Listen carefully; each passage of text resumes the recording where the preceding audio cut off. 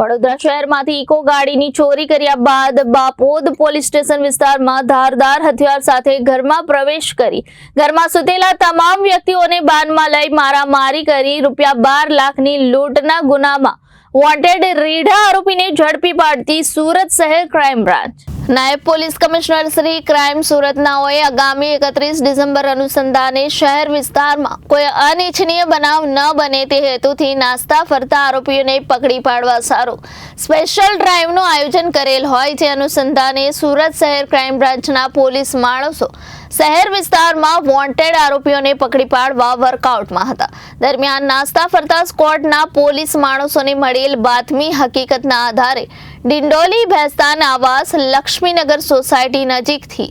આરોપી એક આઝાદસિંહ ઉર્ફે ધનરેસિંહ મધુસિંહ ટાંક સિકલીગર, 2 અજયસિંહ ઉર્ફે મામુ ભૂરાસિંહ દુધાણી સિકલીગર, બંને રહે ભેસ્તાન આવાસ ડિંડોલી સુરત શહેર, મૂળ રહેવાસી નાંદેડ હજૂર સાહેબ ગુરુદ્વારાની બાજુમાં નાંદેડ મહારાષ્ટ્રને ઝડપી પાડવામાં આવેલ છે. મજકૂર આરોપી ગુનાઓમાં વોન્ટેડ હોય તેઓના વિરુદ્ધ કાયદેસરની કાર્યવાહી હાથ ધરવામાં આવેલ છે. Bureau report Janadesh news Surat.